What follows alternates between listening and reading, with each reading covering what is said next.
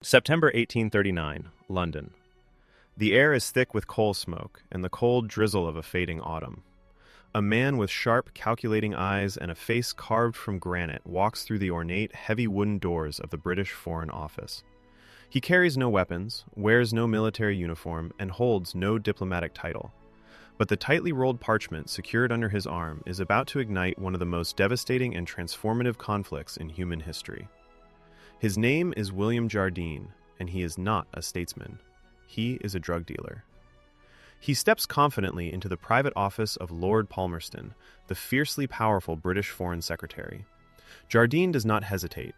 He unrolls a massive, meticulously detailed map across the heavy mahogany desk. He points his rigid finger at the harbors of the Far East. He traces the vulnerable coastlines of the Qing Empire. He does not ask for a favor. He does not plead for assistance.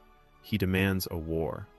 He hands the most powerful government on earth a step-by-step tactical battle plan on exactly how to attack, cripple, and subjugate the Chinese Empire. And the most absolutely terrifying part of this entire scene? The British Empire listens to him. They take his plan. They build his iron ships. They send their young soldiers across the world to fight, bleed, and die, all to protect the profit margins of his illegal narcotics syndicate. How does this happen? How does a painfully poor Scottish farm boy, a humble ship's surgeon with no noble blood, no political connections, and no military rank, become the undisputed, supreme architect of the largest and most destructive drug empire the world has ever seen? How does one single, ruthless man manipulate the massive machinery of the British Empire into waging a brutal war against the ancient, heavily fortified Qing dynasty? And here is the greatest, most impossible twist of this entire dark saga. Throughout his entire reign as the kingpin of the Asian underworld, William Jardine never personally touches a single ounce of opium on Chinese soil.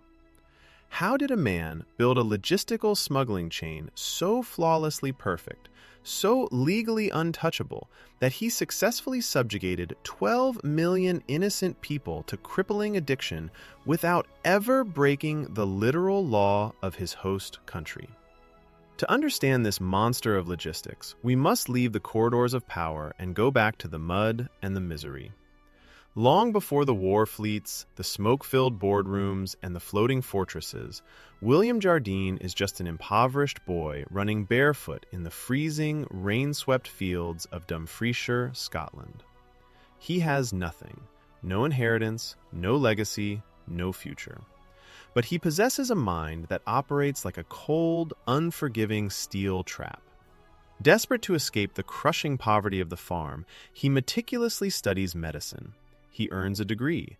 He becomes a surgeon for the legendary East India Company. He boards massive, creaking wooden merchant ships sailing for the dangerous waters of Asia, spending his days amputating infected limbs, treating scurvy, and binding the wounds of sailors for a miserable, meager salary. But as the ship cuts through the waves, Jardine is not looking at his medical instruments. He is looking at the vast cargo holds. He watches the merchants trading silks, spices, and tea. He calculates the margins in his head. He realizes a brutal, life-altering truth. Saving lives pays pennies, but feeding human vice pays absolute fortunes. He abandons his medical oath. He arrives in Canton, the suffocatingly crowded, intensely regulated port city, the only place in the entire vastness of China where the emperor allows foreigners to trade. The mighty Qing emperor despises the West. He strictly restricts all commerce. The Chinese want solid silver for their precious tea and silk, but the British treasury is bleeding dry. They are running out of silver. The global economy is grinding to a halt. Jardine sees the ultimate, horrific loophole. The Chinese population does not want British wool, and they do not want British cotton. But human biology is universal. Jardine realizes that if he can supply a product that biologically creates its own infinite, desperate demand, the ancient empire will fall to its knees. That product is opium. But trading it is strictly violently illegal. The emperor's punishment for smuggling narcotics is public death by strangulation. Others see an impenetrable brick wall. William Jardine sees a beautiful puzzle waiting to be solved. He does not just smuggle, he engineers a breathtaking masterpiece of shadow logistics. Let us break down the exact anatomy of the Jardine machine. Step 1. The legal harvest. Jardine never soils his hands with growing the poppy. He buys the raw opium at public auction from the British East India Company in India. It is a completely legal transaction under British law. The Crown washes its hands of the moral crime, acting purely as agricultural businessmen. Step 2. The standardization. Jardine's men process the dark, sticky, highly potent resin and pack it into precisely weighted, tightly sealed 140-pound wooden chests. Every chest is identical, standardized, untraceable, ready for massive industrial transport. Step 3. The floating fortresses. This is his stroke of absolute diabolical genius. Chinese imperial law clearly states that any foreign ship entering the port of Canton carrying opium will be immediately seized, burned, and the crew executed. So, Jardine simply never enters the port. Instead, he anchors massive, heavily armed, reinforced ships, known as hulks, out in the turbulent waters of the South China Sea, hovering just inches outside the emperor's legal jurisdiction. They are colossal floating warehouses. They are untouchable by Chinese maritime law. They are protected by the British flag. Step 4. The scrambling dragons. Jardine employs a massive, decentralized army of thousands of local Chinese smugglers. They use incredibly fast, narrow rowboats equipped with dozens of oars, nicknamed fast crabs, or scrambling dragons. Under the pitch-black cover of night, these fast crabs row out to the floating fortresses in international waters. They hand over heavy chests of pure silver. They load the opium. They row back to the hidden coves of the mainland. William Jardine never touches the drug on Chinese territory. He never technically breaks the law. He sits comfortably in his lavishly decorated office in Canton, sipping fine tea, meticulously balancing his ledgers, while a nation slowly succumbs to the pipe. Other smugglers work completely alone. Jardine built an entire corporate supply chain. Other smugglers own a single boat. Jardine built a private ghost fleet. Other smugglers make back-alley deals. Jardine created a self-sustaining, unstoppable ecosystem of global addiction. Stop and think about this for a second. You are sitting at a polished mahogany desk. Outside your window, beyond the walls of your compound, an entire ancient civilization is slowly rotting from the inside out. 2,500 tons of pure opium flow through your ledgers every single year. But what does that staggering number actually look like on the ground? It is not just ink on a page or silver in a vault. It is a line of desperate, shivering bodies stretching for 3 city blocks.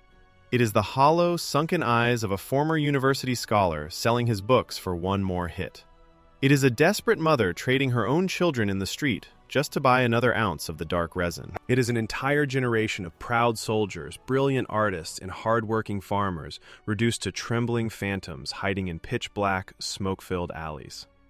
But the majestic Qing dynasty is not blind to the decay of its people. The emperor watches his national treasury empty and his military forces weaken. He appoints an uncorruptible, terrifyingly efficient, and fiercely patriotic official named Lin Zexu to completely eradicate the foreign drug trade. The unstoppable force has finally met the immovable object. Lin Zexu strikes back with the fury of a dying dragon. Attempt 1. The local purge. Lin targets the addicts and the low-level street dealers, arresting them by the thousands, throwing them into overcrowded prisons. But the physiological demand only skyrockets. The fast crabs keep rowing under the moonlight. Attempt 2. Public terror. Lin targets the local Chinese smuggling bosses, dragging them into the public squares and brutally executing them in front of the foreign factories as a bloody warning. But Jardine does not blink. He simply pays higher danger premiums. In a starving country, the desperate will always take the job. Attempt 3. Total siege. Lin Zexu goes directly for the throat. He brings the might of the Chinese military and blockades the entire foreign quarter in Canton. He locks the British merchants inside their own lavish buildings. He cuts off all food. He poisons the water supply. He removes all their servants. The ultimatum is simple and brutal. Surrender every single chest of opium to the crown or starve to death in your own gilded cages. The trap is perfectly sprung. Any normal merchant would break under the immense psychological pressure. But William Jardine is not a normal merchant. He is already 5 steps ahead.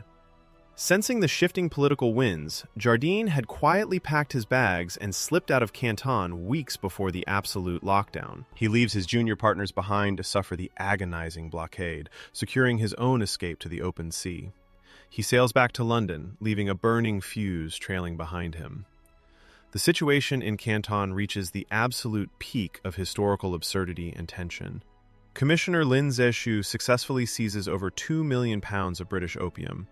In a massive, highly publicized spectacle, he mixes the narcotics with salt and lime, physically dissolving the poison and washing it into the sea. The Chinese celebrate. They believe they have won the ultimate victory. The Chinese government expects the British Crown to apologize for the criminal behavior of its merchants. They are catastrophically wrong. Halfway across the world, William Jardine is unleashed in London. He deploys his final, most devastating weapon, his immense, unimaginable wealth. He buys politicians. He bribes newspaper editors. He creates a massive, venomous propaganda campaign that completely twists the narrative. He does not tell the British public that China destroyed illegal, destructive drugs. He tells them that the barbaric Chinese have insulted the honor of the British Crown. He claims they have unlawfully stolen private British property. He demands blood, fire, and retribution. The British Parliament debates the issue. The morality is deeply, disturbingly questionable. The financial cost of war is astronomical, but Jardine whispers promises of infinite wealth, open markets, and the keys to the Asian economy. If you are captivated by this dark journey into the shadows of history and want to uncover more stories of how individuals broke the world, please take a moment to subscribe to the channel. It fuels our ability to dig deeper and make more videos just like this. Now, let us watch an empire burn. The British fleet arrives on the Chinese coast. They do not just bring wooden ships, they bring a new, terrifying monster of the industrial age, the Nemesis, an iron-hulled, steam-powered, heavily armored warship. The Chinese naval junks are made of wood. They rely on the unpredictable wind. The iron Nemesis moves violently against the wind, breathing thick black smoke, firing devastating explosive shells. It is not a battle. It is an industrial slaughterhouse. The magnificent wooden ships of the Qing dynasty splinter into thousands of burning pieces. The ancient coastal forts are pulverized into dust. The Chinese army, bravely armed with matchlock rifles and iron swords, is completely annihilated by the relentless mechanical violence of the British military machine. China is utterly broken. The emperor is forced to surrender. At gunpoint, they sign the humiliating Treaty of Nanking. They are forced to pay millions of dollars in silver as reparations for the drugs they rightfully destroyed. They are forced to permanently open their ports to the poisonous trade. And they are forced to hand over a barren, rocky, insignificant island to the British Empire. An island that Jardine immediately identifies as the perfect deep-water port. An island that will eventually become the glittering global financial powerhouse of Hong Kong. But what of William Jardine? What is the ultimate fate of the shadow architect who burned a 1,000-year-old empire just to balance a ledger? He gets exactly what he wanted. He secures his absolute monopoly. He returns to Britain a hero of commerce. He is elected to the prestigious British Parliament. He is respected by the elite. He is wealthy beyond the boundaries of human comprehension. But in a twist of profound, deeply dark historical irony, his own biology betrays him. The former medical surgeon, the man who coldly analyzed the physical weaknesses of millions, develops a horrific, agonizing, incurable mass in his own intestines. He suffers an absolute, excruciating agony. William Jardine dies just months after the treaty is signed. He never lives to see the golden, highly profitable age of the drug empire he ruthlessly built. He never once steps foot in the British Hong Kong he aggressively created. He successfully survived the wrath of the Chinese emperor, the deadly storms of the South China Sea, and the venomous political snakes of London, only to be slowly consumed from the inside out by his own decaying body. He left behind a dark legacy written entirely in silver, smoke, and blood. a terrifying, lingering testament to a profound historical truth. The most dangerous, destructive weapon in the world is not a bomb, an army, or an iron warship. It is a patient man with a ledger.